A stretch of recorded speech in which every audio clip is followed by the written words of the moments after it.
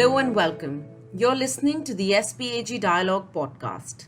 Hello, everyone. I'm Neha Chandra, Healthcare Communication Specialist with SPAG, and today I'm in conversation with Dr. Divya Vora, obstetrician and gynecologist. Also joining us is Nidhi Singh. She's the founder of PCOS Club India, India's first PCOS community, and certified holistic nutritionist herself. On account of World Mental Health Day, we're here to discuss about a lifestyle disorder that I'm sure every woman is familiar with: polycystic ovarian syndrome, or as we say, PCOS. Now, while PCOS impacts many aspects of a woman's health, today we want to focus on how it impacts her mental health. Now, if you look at numbers, an estimated 1 in 5, that's about 20% Indian women actually suffer from PCOS and are 3 times more likely to be diagnosed with anxiety and depression than those without PCOS. It's also known that PCOS is not a disease per se, but a condition that prolongs for lifetime. Now, I think that itself is a cause for mental distress.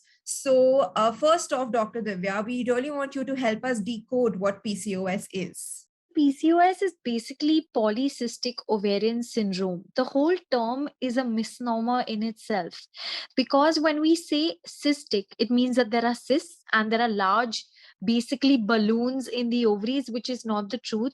There are tiny fluid filled balloons in the ovaries, which are not supposed to be there during this whole condition of PCOS. So, what is happening is while a woman is supposed to release a mature egg every month and menstruate, that is not happening because of the development of many tiny immature follicles in her ovaries. Now, because of this, there is an entire hormonal imbalance, because of which there is excessive weight gain, there's difficulty in losing weight, there's excessive facial hair, also there's hair loss from the midline of the scalp, which is known as male pattern balding. And women are suffering from acne, which is known as hyperandrogenism. So all of these little characteristics and factors coming together combine to call it the polycystic ovarian syndrome. So basically it stems from the ovary, but there's a lot of stuff going wrong in the body, especially with insulin. So there's a lot of insulin resistance, which is ending up messing up all our other hormones. So that's basically the gist of what polycystic ovarian syndrome is. And one understands what it is, and one may begin to think that they may be having it if they have any of these symptoms, the primary one being irregular menses. So once our eggs are not being released on time, once it's not happening monthly as it's supposed to, once someone is having a cycle that is lesser than 21 days or longer than 35 days, or not occurring every 2 to 3 months, or having cycles that are lasting for a very short period, that is just 2 days, or not bleeding at all, like hardly having any spotting. So that is one symptom and one sign to look out for. Then again, like I said, there's acne on the lower part of the face, chest, back. Then there is hair growth on the lower part of the face. There's balding. There's excessive weight gain, difficulty in losing weight. There's this blackish discoloration around the neck, which is known as acanthosis nigricans. That is one of the very, so once one starts seeing all these different symptoms and realizing that something's wrong with their body and with their hormonal system, one has to seek help. And doctor, you've told us about all these symptoms and the fact that I also mentioned in the beginning that it's very common. Do you think that the fact that it's so common, do we have enough awareness about this condition in India? So, very honestly, Neha, if you come to think of it, we're in a country which is developing, right? There's no awareness about so many diseases and conditions over here. And PCOS sounds like something that may not be as important. But right now, here we are having a podcast on a platform like Spotify about mental health and PCOS. That makes us very fortunate to be able to tell people about the condition and the syndrome. So, very honestly, a lot of the country and a lot of women in the country won't even realize when they are dealing with these kind of symptoms, which is the sad truth of where we are living. But as much as we can do, and as much as we can reach out to this 1 or 2% of the population and try and bring about the awareness about this, we are going to try our best. Like people like me, of course, and now people like Nidhi, who've started this community, are going to help people and other sisters, that is the ones with polycystic ovarian syndrome, will go out and help others and try and make them aware. And at some point there will be enough awareness about this, hopefully in our country as well. But as of now, I wouldn't say there is. Absolutely. And, this is something, it's again an ongoing conversation. We need to have that much of understanding. And yes, through this podcast, right, you rightly mentioned that we're doing this here now. And Nidhi, you've had your personal battle with PCOS and it's ongoing. This, I believe, is, one of the key reasons why you started this community. So could you just tell us a little bit about your journey and why you felt there was this need to start a club like PCOS? So I believe a lot of people will resonate with my story. I have been working for the last 10 years, I work with a corporate career with global multinational companies. And you see the kind of culture we have there, the fast-paced environment, timelines, and, working hours more than 13 to 14 hours a day. I did not realize how the PCOS is affecting me. So my PCOS grew from a very few symptoms to a very complex set of symptoms, which started to affect my normal daily life. Like I could not pick myself up from the bed and do my daily chores or go to work. And I realized that this cannot be it. I mean, I was under the supervision of my family doctor, but all I could understand from her that we have to do a lifestyle change. So overall, I realized that from the time you understand your diagnosis from the doctor and whatever treatment options are available, while the journey is alone and so many things that you do not understand about this condition, it is a very confused path for somebody who's recently diagnosed. It personally took me 4 years when I started my own very personal journey of understanding what other resources means in the ambit of lifestyle changes. I felt that I was very alone. I did not have enough support. Doctors could only help to the aspect that they can help with diagnosis and treatment, but the journey is yours. You have to make those lifestyle changes. You have to find the right resources. And in the whole process, I could not find a space where I could talk to anybody who has lived this experience, because the chronic condition is not something that you will expect to get over tomorrow or day after. It is something that you will live lifelong, and it might change from time to time. And this also I did not know. I thought that lifestyle change will happen. I'll change my diet, I'll have these medicines, and it'll go over. So there was no awareness about this condition. Firstly, the journey was very lone. I could find support internationally in a lot of communities. And then I realized, why don't we have a South Asian or an Indian specific support where you can find a bit of relatable recipes or changes or certain suggestions which fits into our socio-cultural family setup. There I found the need of having a community space where I could openly talk about, and maybe for me, it was a journal or daily to do to at least get myself accountable to one lifestyle change that I will follow every day. That was the only intention when I started my page, that there was no Indian community. I started interacting with experts and wanted to get the best information, which is evidence-based. I didn't want any gray areas to be there on the content. And then pandemic hit, and I realized, and that sort of came in the same timing that I left my job and I started to build this community full time. And here we are talking about resources, talking about awareness, talking about real evidence-based content.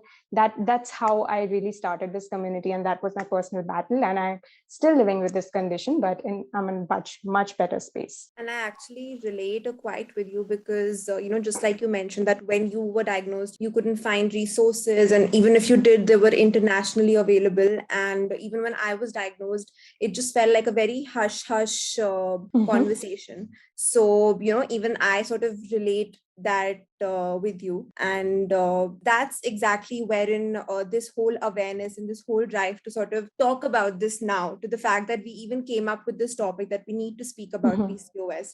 So from that day to this, that is something really I completely identify with your journey. And, now we know that when we say we have acne, loss of hair, Dr. Divya, like you've mentioned, excessive hair growth, all this and more, these are all symptoms of PCOS. But where does mental health come in all of this? What is that link between mental health and PCOS, doctor? So, Neha, it's something so simple, right? Irrespective of what condition or disease or whatever one may have, it's so important for us to just feel good in the space we're in, right?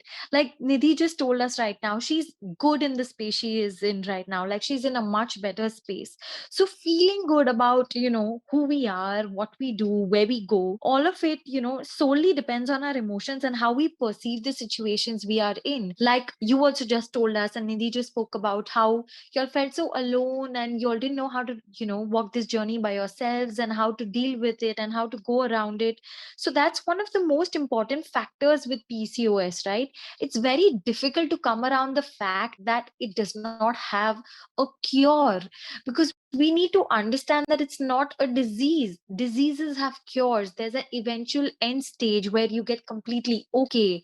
Malaria gets treated, dengue gets treated. These are diseases that are getting treated, but PCOS is a condition. It's a disorder. It's a syndrome. Now, when we say it's a syndrome, there is so many things going wrong in the body, but we also know that lifestyle management is one of the best ways of getting around it. So, to come to terms with the fact that something like lifestyle management can basically be a management option for a syndrome like PCOS is one, again, very hard to deal with, and two, it's a very long procedure, right? Because when we say lifestyle change, we mean changing a lot of things in your life. We mean having it consistently, having it persistently, doing it over and over again. Like when I tell my patients having PCOS that, listen, I need you to sleep well, I need you to stress less, I need you to eat right, I need you to make sure you put in 1 hour of physical activity every day. Now all this is something that we are generally taught in life, but we don't live by it because things come in the way, life comes in the way. That's the whole point, where you start believing that, oh, I'm never going to get okay because I have to do so much for this, I have to do so much for managing my PCOS. But at the end of the day, you just have to try and live a very healthy, wholesome life which will try and manage most of your symptoms. So coming to that, if we're not being able to do that, and if we are not being able to put in that physical activity, that insulin resistance is playing on us. First of all, there's menstrual irregularities. So you're always anxious about when your period is going to come, whether it's going to come or not, whether if your period is not coming, has there been a failure of contraception, are you pregnant, what is the issue, you don't know. You're worried about the acne, you're worried about the excessive hair growth in places where it shouldn't be there, you're worried about the hair fall. So there's this whole body image issue that is going on. You're not okay with how you are. There's this entire dissatisfaction, which eventually is leading to depression, anxiety, because you're always anxious about what your next period is going to be, or how you're going to be dealing with the issue, or what. Also, all of these together lead to a lot of decreased libido and to diminished sexual satisfaction, and also eating disorders. Because what's happening is, if you're working out for say 15 to 20 days and you're not seeing results, which is highly possible with PCOS, because weight loss is a struggle, and I do understand this completely, but consistency is key. So once one sees there's no change for 15 to 20 days, 20 to 25 days, they're like, okay, let this go, I'm just going to go and have that chocolate, I'm just going to go and have that cake. It's totally okay to have that chocolate and cake once in a while, but it should not be because it's causing you these mood swings, right? So to understand that your PCOS may be causing a lot of mood swings, anxiety, depression, sexual issues, all of this together is something that also someone having PCOS has to deal with. So understanding this as soon as you're understanding your physical symptoms is very, very important. And no doctor is going to be able to, come and tell you this, because this is something that we can't physically see. Unfortunately, doctors in the country aren't so many, and they don't have or give that kind of time to patients to sit and talk to them and try and understand what is going on in their lives. So unless we physically see signs and symptoms, we're not going to be able to tell what is going on. So these are symptoms you figure out, with these support groups, or you try and understand in yourselves and try and, get help for it and try and, work around it. Mental health sometimes is kept as a separate set of symptoms, but a lot of people sort of miss this when they're trying to understand their own mental health, that it is not something separate from your body, right? PCOS is a complex endocrine condition. It is not only a condition of ovaries, which mean your brain function, your bone health, your period health, everything is affected. Mental health also shows into physical symptoms. It could give you pain. It could give you, headache. So sometimes it is running together. I would also bring this aspect that we were working with University of Birmingham in one of their special studies that we supported. It's called Blue Morpho study, which where about 500 people from India participated, and the results will be out sometime this year. It is about how PCOS is connected to the sexual dysfunction and mental health. We realized that in India, specifically in India, the quality of life, what you have versus apart from rest of the world, is a bit deteriorated. How do we say that? The kind of social setups we have, the family setups we have, the stigma and how we are shamed, the lack of awareness, that has a lot to do with how one might feel in their mental space when they're going through the journey, when they're trying to manage their PCOS. It could be not getting enough support while trying to make lifestyle changes. Your family shames you and says that you are a lazy fat girl who does not want to get up and work out, or maybe you have too much drama going on that you want to go and try gluten-free diets. Well, it is not very simple for everybody, and this is the reason, because of the lack of awareness, because of lack of communication, people feel it takes really, really long time to come up and speak for somebody and tell their condition to their family members. It's a process. Even when we try to support people, it's not like tomorrow they go and tell it. There are people who are trying, they're getting married next month and they come to us and say, I don't know how I will tell this to my would-be or my husband.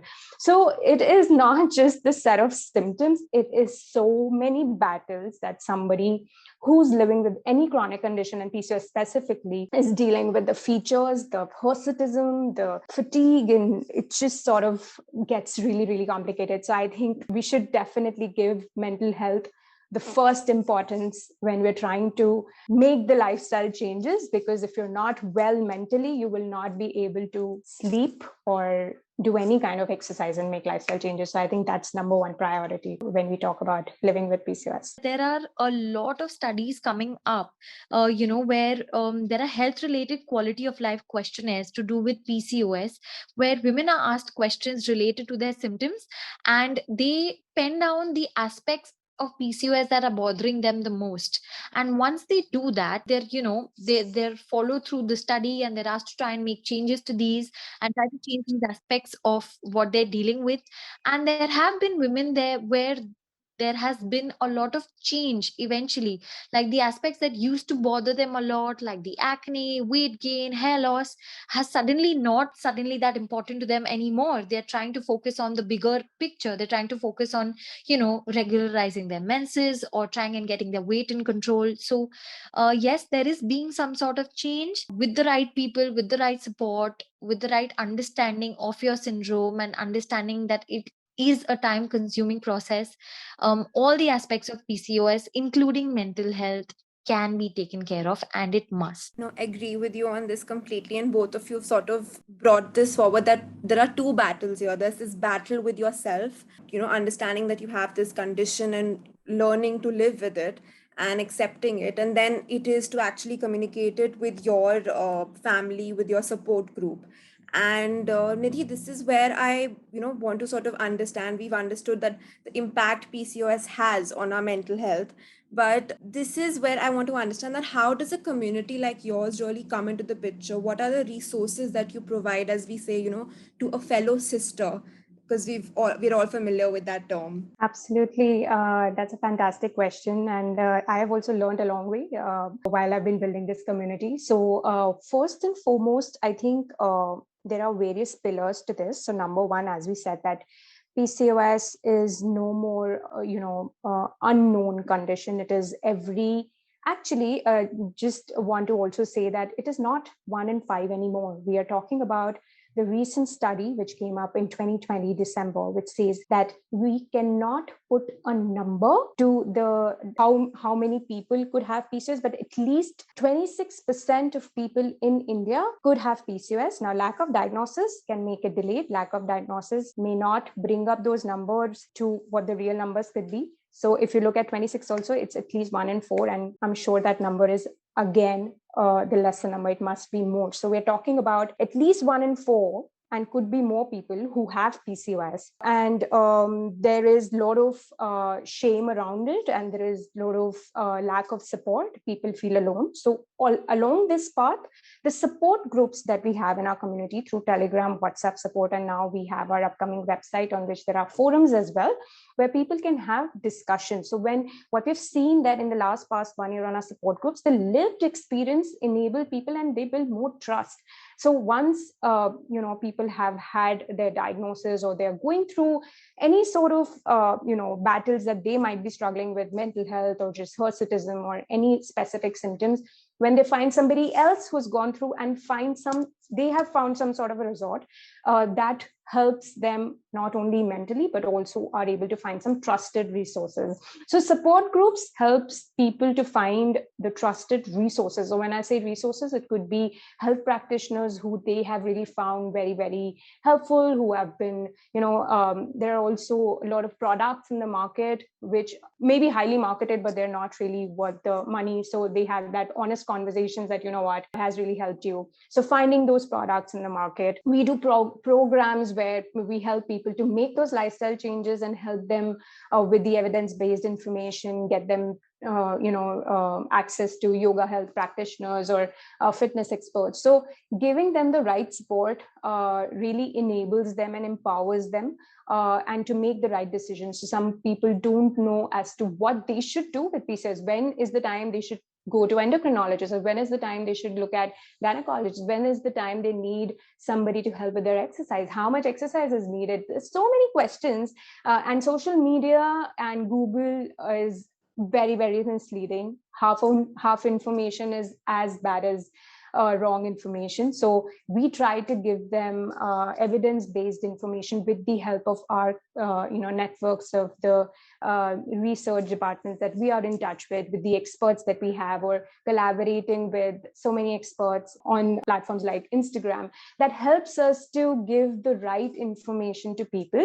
And that has been the pillar for our growth. We've grown organically just because people have found our information very, very honest, and we are very clear also about what is wrong information, what is right information. So they really look up to us to find that support, and our support groups have been running all like on autopilot. Everybody is just helping each other. In the night after 11 o'clock, you have to see how active people are, and they're just trying to share their personal stories. So it sort of becomes the pillar for each other. They don't even know how they're helping another stranger. So it feels really nice how people are supporting each other and they don't have to walk that path alone. So I think it's important when you're building a community is the people. It is also people supporting people with PCOS. So it could be mothers. There have been partners of PCOS who've come up and asked for help, because sometimes a person who's going through PCOS, they don't know how to seek support. So that is something that what we're trying to build, a safe place where people can find any kind of support that they need. And Nidhi, we've actually seen this, I think, earlier, from the time when people were not aware of PCOS. PCOS is, I mean, when I say people, I mean people who have it, and even friends around did not. And it was a very hush topic, to the point where we have our male friends actually aware that there's something, a condition of this sort that exists. And they also have quite knowledge about this field. So I think we're definitely moving in the right direction. Have you seen any change before COVID struck and during the pandemic? Any change in the level of awareness or any other aspect of PCOS, if you've noticed any? Well, I think Dr. Divya would totally agree with me when I say that after pandemic, things have got a bit worse, because hello, stress, hello to a lot of uncertainty. And of course, this condition is connected with stress. So we've seen a lot of people struggling with missing periods or irregular periods, and a lot of deteriorating mental health issues. Definitely yes to how it has changed and how it's affecting people with PCOS. It is unfortunate how, or maybe not a big, PCOS or women's menstruation not being a very high priority when vaccines were tested. So we see that post-vaccine, there has been effect on periods. And what we've learned that there's nothing to be scared about, but and we know that it only lasts for up to 2 to 3 cycles of what we've seen from the evidence, what we've got recently. But there is a lot of scare. There is a lot of people who are avoiding vaccines. So I feel that the way life has changed after pandemic, and this is a lifestyle condition, the way we eat, the way we think, the way we go out for our fitness activities, because all of that is changing, definitely the condition is also, I feel that more and more people are getting affected. So I see, yes, there is a rise in number, the kind of queries we are getting or have also increased post-pandemic. We all know that stress is a major factor here, and we've all heard that. But to get this information also here is something that is actually news to us. And just as we're sort of wrapping up this episode now, I really want to ask Dr. Divya if you've got any take-home message for all the sisters that are listening to us here, and of course everyone else. Absolutely. So first of all, I'd really like to say that PCOS is not a disease. Please imbibe this in your minds. It's so important to understand that there's no one medicine that is going to make you feel better. There's no one medicine that's going to cure it. There is no cure. But when I say there's no cure, it does not mean that you cannot deal with it, right? You can definitely manage it. There is lifestyle management, there's making sure you're having enough physical activity, making sure you're getting the right help from people around you, from your families, from support group. So the very first thing you have to do is make sure you visit a gynecologist when you experience any symptoms like irregular menses, acne, hair growth on your face that you've not seen before, hair fall, difficulty in losing weight, all these symptoms, like I've mentioned before, and I'm saying it again, when you start experiencing this, you make sure you go to a gynecologist. Your gynecologist is not directly going to put you on hormonal pills. That's the notion. That's what everyone believes and is scared. So your gynecologist will explain to you that it's a lifestyle disorder and you need to take help from other specialists as well. So you may need to visit a dermatologist for the skin issues, an endocrinologist for the hormonal issues, then a mental health specialist a lot of times to help you deal with all the depression, anxiety, and all the other mental factors that come into play with PCOS. Even a nutritionist and a fitness specialist would help with all of this. It's very, very difficult to it's very, very important to understand that PCOS could be that naughty friend that does not want to leave. So we need to understand how to live our lives around it than to, I do understand that it's something that we don't want in our lives, but it's totally manageable and many a times it's even reversible. So do make sure you're getting the help from all the places you can, especially support groups like PCOS Club India. So get your resources from the right places and understand that you can totally deal with this. Thank you so much, doctor. And, again, reiterating what you just said, that we need to read up, we need to speak with our doctors, we need to have that conversation, we need to join those communities to have that dialogue. And on this note, I really want to thank you and Nidhi for joining the SPAG Dialogue podcast and for sharing your valuable insights on PCOS and our mental health. And just to say that PCOS does not define who you are, your body weight, acne. They do not define what an extraordinary human being you are. Thank you for listening. If you'd like to tune in to more such conversations, subscribe to the SPAG Dialogue podcast or visit our website spagdialogue.com.